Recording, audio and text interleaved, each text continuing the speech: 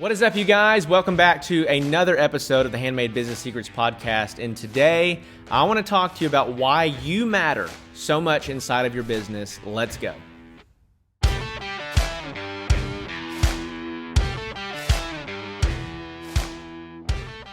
All right, well, as always, welcome back to the show. I'm so excited that you're here. Welcome for those of you that are watching on YouTube. If this content is valuable to you, make sure to subscribe. We're trying to reach more people with this and help more woodworkers, craftspeople across the world grow their handmade business. And so I talk a lot about the business side of things. There's lots of places you can go to learn how to put tabletops together, to learn how to do breadboards, to learn how to make this type of product or that type of product. But I'm going to help you actually grow the business. It's all the things that you can be a really great maker, but if you don't have any of these business principles or business skills, you'll never actually grow it to a point that it can sustain your lifestyle. And so that's why I want to help you. And so today, I want to visit with you about why you matter so much inside of your business. And this is one of those things that's kind of a tricky subject because it depends on where you are at in the phase of your business, whether or not you really matter or not. And so, you know, a lot of you may have heard that phrase before in the past, that people buy from people, right? That's a very, very well-known used phrase inside a business, that people buy from people at the end of the day. And so I have it's almost true. People buy from people, or they buy from really giant companies, right? So like if I'm buying locally, I'm gonna buy from somebody that I know, somebody that I trust, or I'm gonna buy from a big giant company that has a really established reputation, that has, 100 customer support reps. And I think sometimes we get fixated on, well, I just need to become a really large company, and I forget to let people know who I am. And I think a lot of us really struggle with that inside the woodworking space, especially. There's lots of us that are more quiet or more reserved. You like being a woodworker because you can go to the shop and you don't have to talk to anybody, right? And that's why it originally attracted you to what you're doing. And so, but the problem is that if people buy from people and you're a small brand, and your competitor is putting out content on social media or is going to local trade shows or local events, and they're getting out in front of the community and they're just getting to know people. They're not even trying to sell necessarily. They're just like making who they are known. People are going to think of them when they think about, hey, I need this kind of furniture in my house, or I need these new barn doors, or I need this new desk, or I need this new I'm opening a restaurant, I need restaurant tables, or whatever it is that you make. I'm not saying that you have to make a certain kind of thing, but you want to be the person and the brand that people think of when they think about needing your product. And if you don't make yourself known, if you don't get out there and just not breathe down people's neck with how great you are and yada, yada, yada, yada, yada.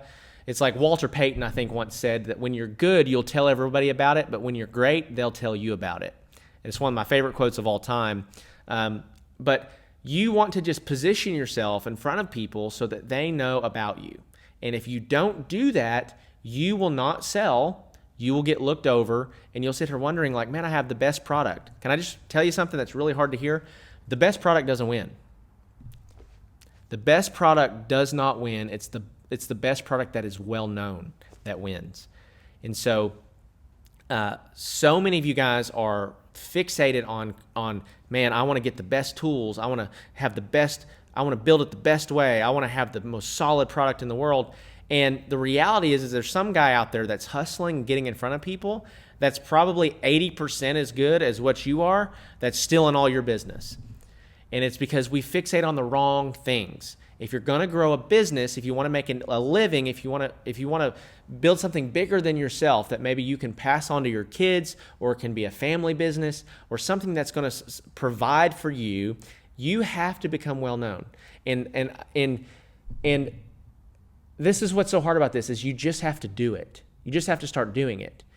It's like, how do you flip that switch? How do you get in front of people? How do you just, well, Zach, I'm not like that. Well, you have to become what the business needs you to become. And that's what's so hard sometimes, is that you have to get in front of people. And in this, some of you are like, oh my gosh, this is causing such anxiety just thinking about this. But a lot of times this is not as hard as we make it out to be. A lot of times we dream up it being a much worse scenario than it actually is, when in all reality, we just got to, go to events and say hi, or just when people ask, what do you do? Hey, I'm a custom woodworker. Do you know anybody that would need anything like that? I'm trying to grow my business, and we have some of the best stuff in this area. And what I love about this is everybody thinks that when you start talking about what you do, or you start getting in front of people, well, you're just braggadocious. You're not humble enough. You're not, you're full of pride. All you want to do is talk about you. That is not what I'm saying. You need to be relational. You need to connect with people. You need to value who they are and what they do, and you need to give more than you take. That's like the key to relationships and the key to business. And as you do that, but you just throw your name in the hat and say, hey, this is what I do. If you need anything like that, or you know anybody that needs something like that, I'd love to connect with you.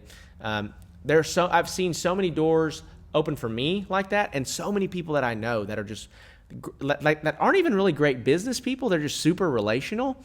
And as they're just super relational, these big giant doors begin to open for them because of who they know and the relationships that they've established.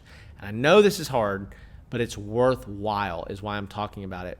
And so you matter so much inside your business, because you are going to be the main driver of awareness of your business. No one else is going to care about your business the same way that you care about your business. So if you're not driving awareness around it, nobody's going to drive awareness around it. So that's one reason that you matter so much. And then the second is that people need to know your story. They need to know. You need to become active on social media. You need to quit asking, what's the least amount of times that I can post and get away with it, with this working?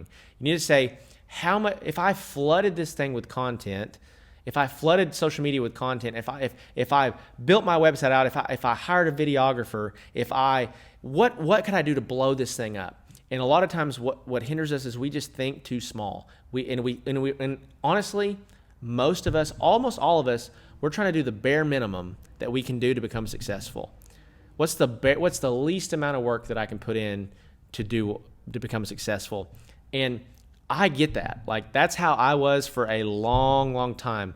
And if you're an employee, like that is the mindset of an employee. Like, hey, I'm on a salary, or hey, I'm getting paid by the hour. What's the least amount of work that I can do based on, getting paid this much or getting paid that much, and still be okay and make sure that my job's getting done, but I'm not going to stress myself out.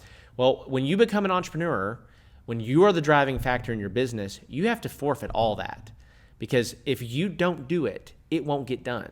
Like, if you don't push, it's not going to get pushed. If you don't have the vision for it, nobody's going to have the vision for it. And then once you have those things, you got to get in gear and go do it. And so that's what's really challenging. And one of the things that I'll never, ever advocate for is neglecting your family, or neglecting your relationship with God, or neglecting the things that at the end of your life will have mattered more than starting a business or running a business.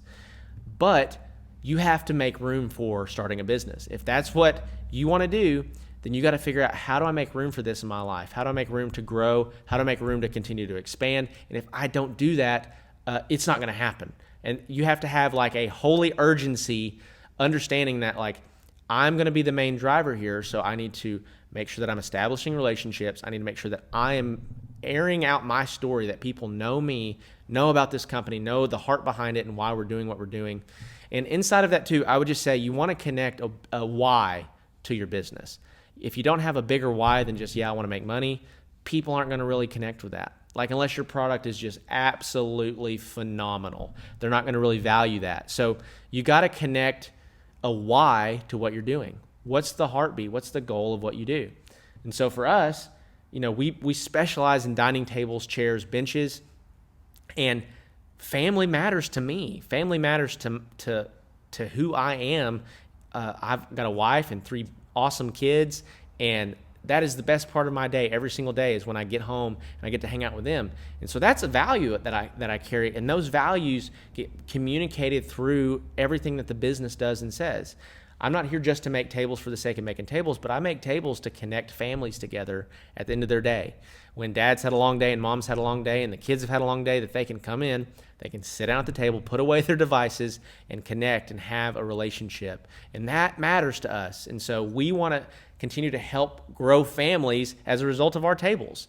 And so as we say that, as we put that in our advertising and our communications and our posts, that resonates with people. That resonates because they feel disconnected. They don't feel connected to their spouse because they're both so busy. They don't feel connected to their kids because they're running them from school to practices to plays to bands to all these things. And so when we communicate what's on their heart already, man, it just draws them closer to us as a brand. And so this is what you need to have. You need to have your own value system infused into whatever it is that you're doing. And so that is kind of what I wanted to share with you today, all around why you matter so much inside your business. And so I'm going to try to keep this a little bit shorter. If I've talked about it some here on YouTube, I've talked about it a lot on my podcast. I have a program called the Woodworking Business Accelerator Program that if you have not checked that out, make sure you go check that out. There's a link down in the description below where you can go and you can see a short video around what it is and what I do to help people just like you take a hobby or a small woodworking business and grow it into something that's doing $20,000, $30,000, $40,000 a month and providing the income that you actually need to scale the company and then also not be a stressed out, worried mess. And so if that's you, if you want to start growing that, be sure to click that link, check out that video, and apply. We take on just a couple clients a month. We're still very small in that, but we've seen really massive success with several of our clients. And so with that being said, I'm going to wrap that up. Thank you for your time and attention. If you've not subscribed to the page, subscribe to the channel, make sure you do that. I'm going to stop. I love you. I'll see you in the next one. Peace.